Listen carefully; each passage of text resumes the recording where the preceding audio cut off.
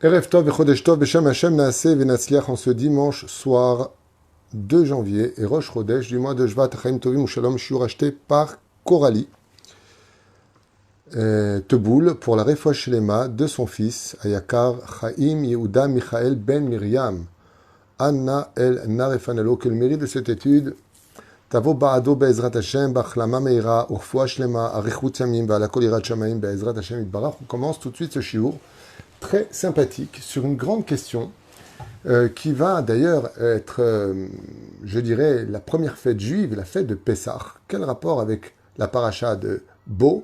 Eh bien là-bas, on commémore d'une certaine façon les récits de ce qui s'est passé pendant la sortie du pays d'Égypte. Et donc le sujet que nous allons prendre ensemble et apprendre, c'est 5 raisons pour lesquelles le bélier, si vous préférez le mouton plus exactement, était le dieu d'Égypte principal. Pourquoi? Ils avaient ces Égyptiens qui adoraient et vénéraient le cobra, le sphinx, toutes sortes d'animaux, l'aigle, entre autres, Ra'a, cette fameuse étoile qui, en réalité, Ra'a, c'est la traduction du mot soleil, qui gérait leur vie. Pourquoi eux qui vénéraient le Nil comme étant le dieu essentiel de l'Égypte, et en même temps Pharaon qui se prenait pour Dieu, pourquoi avoir pris le mouton comme étant le dieu d'Égypte? Le verset dans la Torah nous dit quelque chose de curieux. Donc je vais vous le dire maintenant. Il y a marqué comme ça. Dabrou el kol adat Israël les morts. Parlez avec toute l'assemblée d'Israël en ces termes. Be'ekrou lahem ish se, que chaque juif prenne un mouton, ok? Shahatu oto kol ke'al adat Israël, et que toute l'assemblée d'Israël leur fasse la shrita. L'égorgement. Va'achlou et abassar, et ils mangeront de leur viande, tzli esh, sur le feu. C'est pour ça d'ailleurs que nous, les Juifs, nous n'avons pas le droit de consommer le soir du Seder de Pessah, cette année qui tombera pendant Shabbat si Dieu veut, du mouton qui a été grillé. On ne peut pas le consommer en général. C'est là. Il y en a qui disent même en marmite, il ne faut pas le consommer. Alors, la grande question, je vous affirme, c'est un cours très intéressant.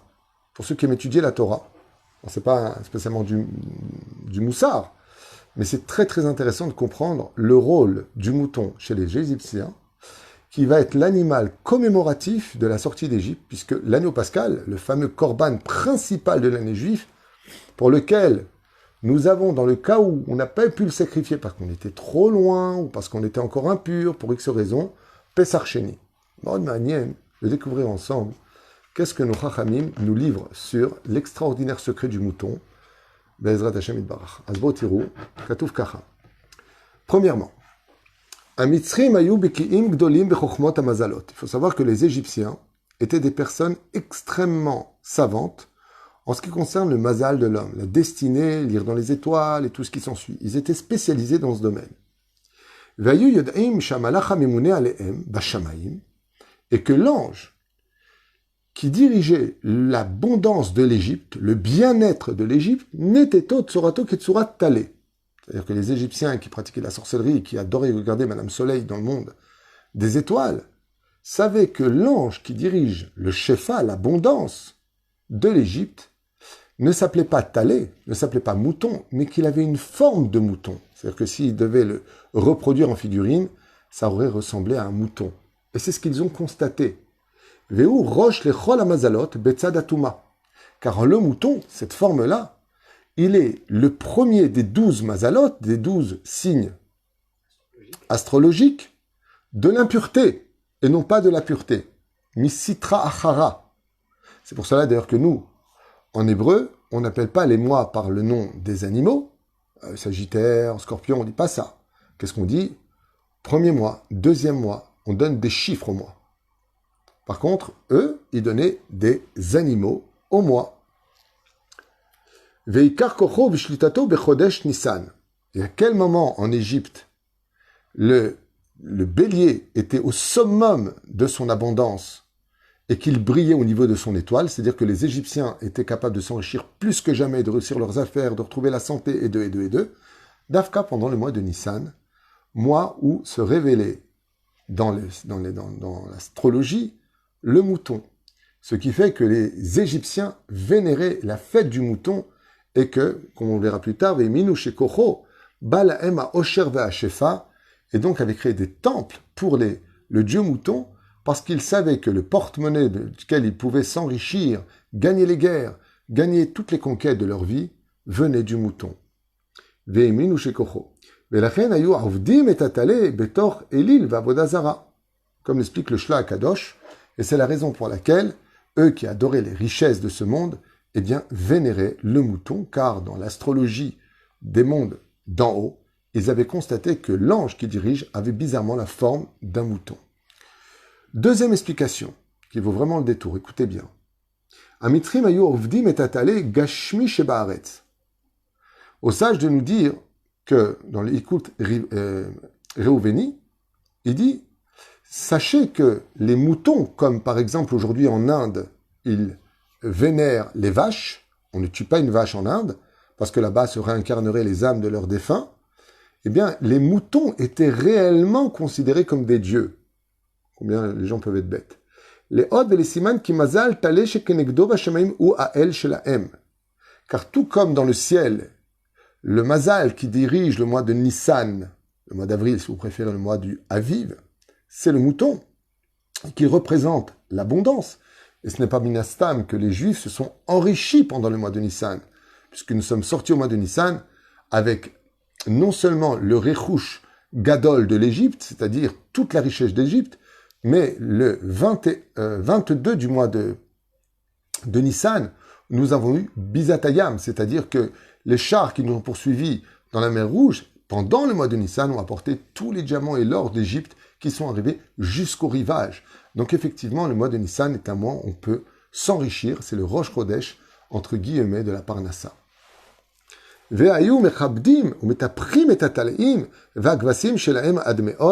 les Égyptiens avaient l'habitude de décorer, de mettre des fleurs, toutes sortes de plantes, de colliers, d'or, d'argent, sur les moutons d'Égypte.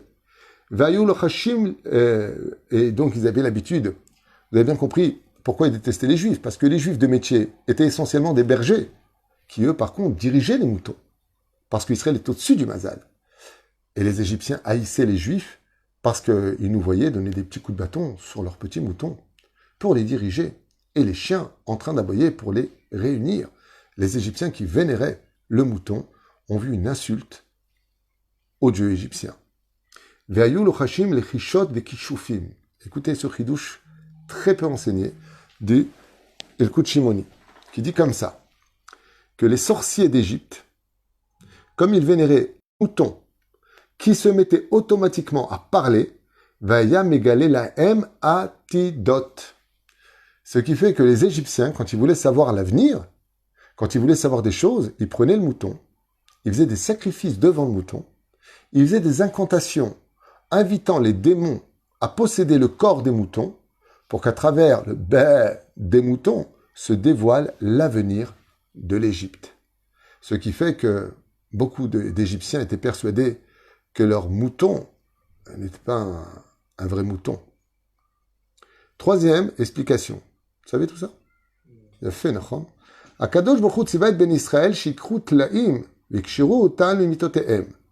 Akadosh Baruch Hu a enseigné et demandé aux enfants d'Israël d'attraper le dieu égyptien, pour eux en tout cas, car ils n'avaient rien d'un dieu, et de les attacher au pied de leur lit.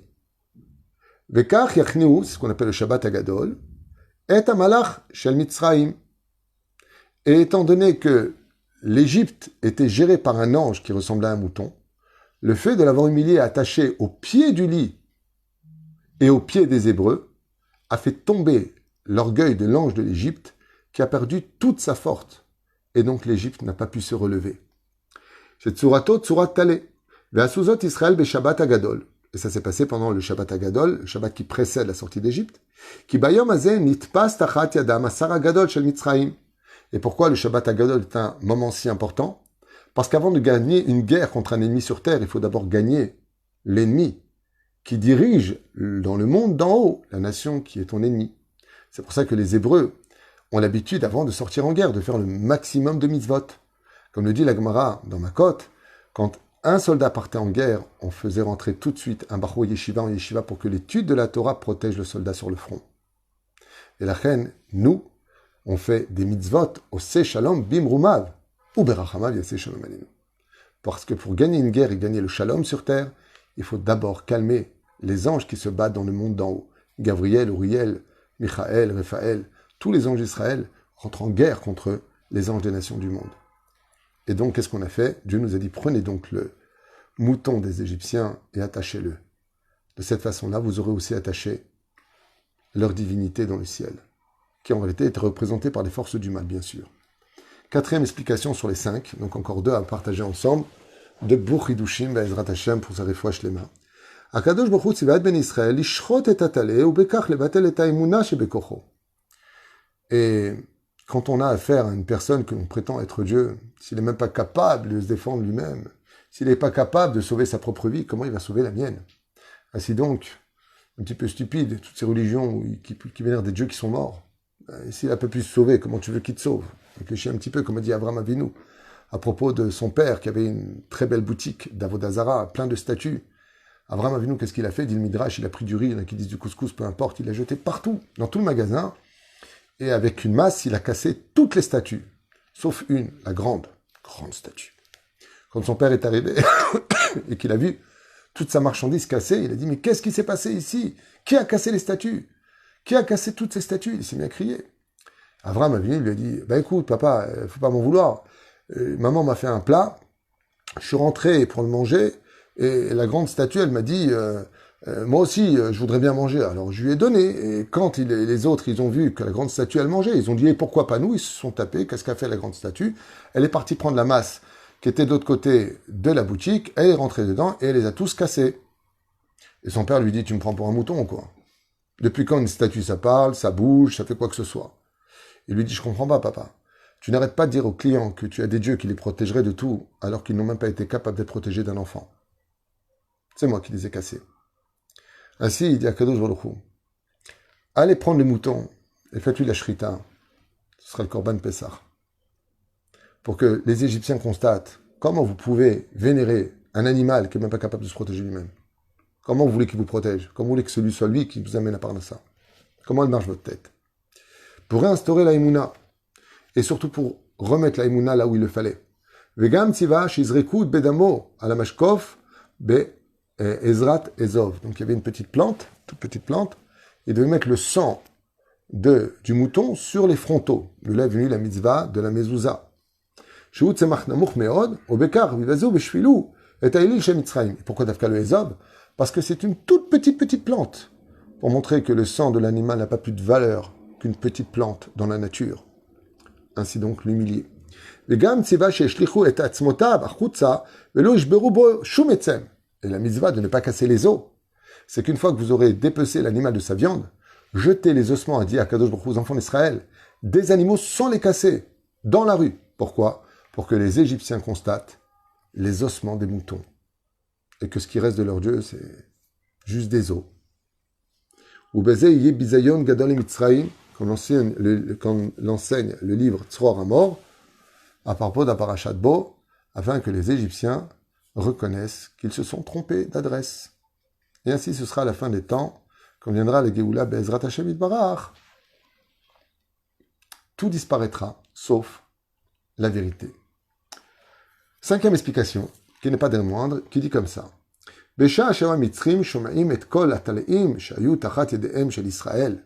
Quand les Égyptiens, dans la puissance de pouvoir réagir, frappés par les plaies, entendaient les bêements, je pense qu'on dit comme ça, bêements, des moutons, ils étaient comme des fous, comme si que leur Dieu les appelait au secours,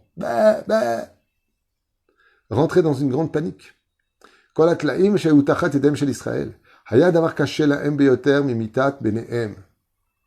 bien la bêtise humaine. Chazal Ombrim Lanu, dans le Zohar Kadosh Parasha de Pinchas, le Zohar, nous dit que, même si ce n'est pas cité dans les plaies, le bêement des moutons attrapés par les Hébreux était tellement insupportable dans le cœur des Égyptiens qu'ils auraient préféré la mort de leurs enfants que la mort de leurs moutons. Pour vous dire à quel point ils étaient descendus bas. Comment tu peux comparer un enfant à un mouton?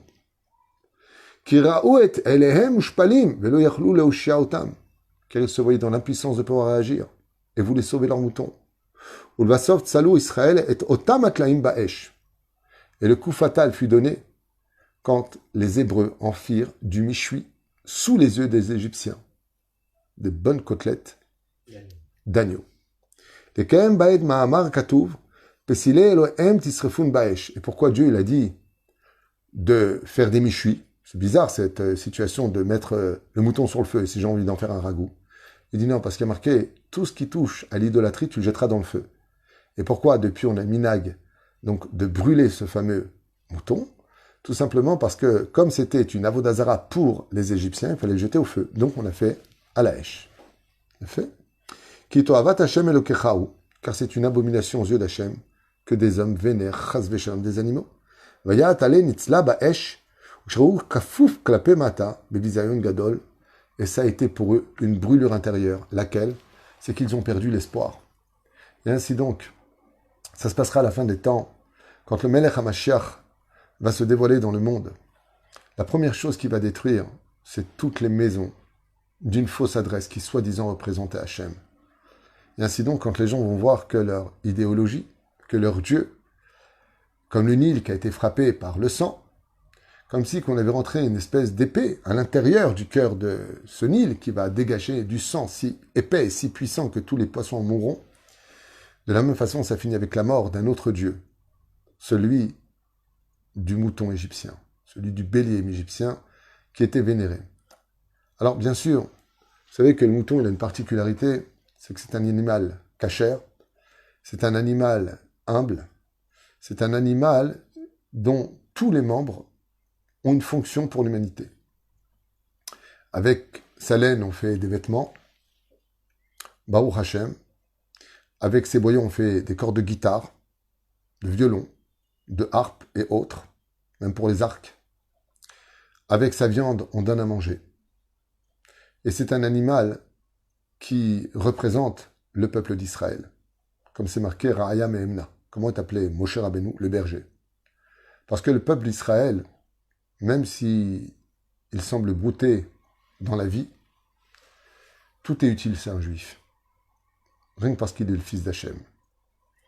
Mais il ne faut pas en faire pour autant des dieux. C'est un peu l'image qui nous est donnée ici. Il est marqué dans Yecheskel qu'avant que le peuple d'Israël ne naisse en tant que peuple, Kitson mar'iti ata, tu étais un peuple de moutons. On avait étudié dans le Soda Hashmal que la raison pour laquelle la vanne avait été téléguidée pour garder Yaakov en tant que berger avec les moutons, les fameux moutons avec des taches, avec des rayures ou pas, c'est parce qu'il était enfermé à l'intérieur de ces moutons les âmes des enfants d'Israël. Et pour bien les différencier des moutons qui n'étaient que des animaux, seuls les moutons que prendra Yaakov avec ses taches et ses pointes qui les définissaient renfermaient les âmes juives, et c'est pour ça qu'il les a pris avec lui. Il les a libérées, et à travers cela, Bezrat Hashem les a fait monter dans le ciel pour qu'elles redescendent à travers les 12 tribus en tant que peuple d'Israël. Mashma Mikan dit le Soda Hashmal qu'avant d'être nés en tant que peuple, nous étions enfermés dans des corps de moutons. Et qu'est-ce qu'ont fait les Égyptiens? Ils vénéraient le mouton, parce qu'en réalité se cachait à l'intérieur du mouton un nitzotz du peuple d'Israël. Qu'on puisse trouver sur la signification du mouton, qui est un des korban préférés, Reach Nichoach, Ishe Hashem. Kevasim, Beneshanat Emimim. Zéro. Cette explication comme ça sur le Talé, l'Égypte et les côtes d'agneau. La vérité, c'est très très bon. Juste de faire une belle bracha avant et une belle bracha après. Baruch Adonai Olam, Amen, Amen.